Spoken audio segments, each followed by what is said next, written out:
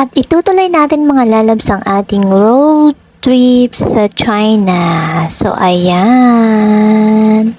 Medyo mahaba talaga ang oras mga lalabs pag nagbiyahe ka dito. 3 hours. So, bali-balikan 6 hours din. So, ayan. Marami pang pinapagawa sila talaga sa lugar nila. So, ayan. Part itong mga lalabs ng China. Ang tawag sa lugar na to ay Shenzhen. So, ayan.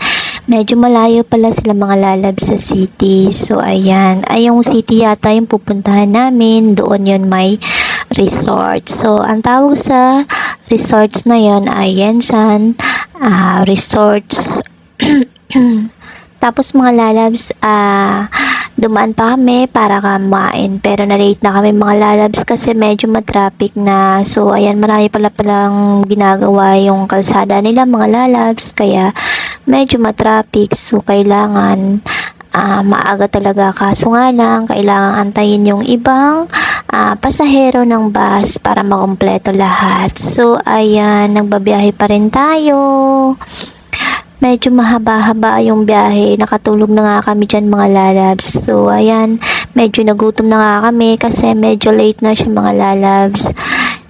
Kasi magwa 1 PM na, tapos hindi pa kami nakapag-lunch. Matraffic talaga. So, ayan, nagbabiyahe pa rin tayo. So, kapag bago ka pa mga lalabs sa aking YouTube channel, mag-iwan ka lang ng bakas ha. Nagbabalik naman po ako. Kaya, huwag kang mahiyang mag-comment kapag nanonood ka ng aking mga content. So, ayan. Support po lang po tayo sa isa't isa para pare-pareho naman tayong kumita. So, ayan. Diba? So, ito, nagbabiyahe pa rin tayo. Walang katapusang biyahe, nakakapagod. Tapos, nabudol pa kami mga lalabs pa kapag nasa loob ka na ng bus. Kasi maraming kailangang bilhin. Kasi kailangan doon sa, para hindi na pila ng pila, para bumili doon sa resort. So, bumili din kami sa bus ng kapote. Susutin namin doon sa polar bear surfing. So, ayan. Tapos, nung pauwi kami mga lalabs ay may mga picture kami. Tapos, binili namin yon para remembrance na rin. So, ayan mga lalabs, nandito na tayo sa city na at sabi nung tour guide namin ay medyo malapit na kami. So, ayan. Pero, nakakainip kasi gutom na kami. Ang tagal niya. Tapos 1 o'clock na talaga. As in late na. Hindi na ma-enjoy gaano yung mga lalabs yung pupuntahan namin. Kasi wala nang time. Kasi sabi ng pa hanggang 5 PM lang. Tapos pag 5 PM pauwi na dapat kami para hindi kami ganong gabihin sa kalsada. So ito mga lalabs, madumaan uli kami sa toll gate. So ayan, magbabayad ulit kami yung bus yan. So, pangalawang toll gate ito mga labs na dinaanan namin. Pagdating dito ay dito yun, paglabas dito ay dito yung medyo matraffic talaga siya. So, ayan, pumipila pa. So, ayan, parang nasa Pinas din tayo mga lalabs na yung nagbabiyahe ka papuntang Lucena. So, ayan, sa mga probinsya, ganito na ganito yun. Ay, so ayan, malapit na tayo. So, eto, nandito na nagbabayad na yung driver ng bus. So, ayan.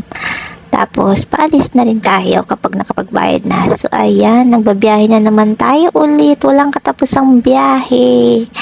Ayan, Torpamor. So, ayan. Mas gusto ko mga lalabs pumunta sa sa China, ay sa Macau. Mas madali siya dito.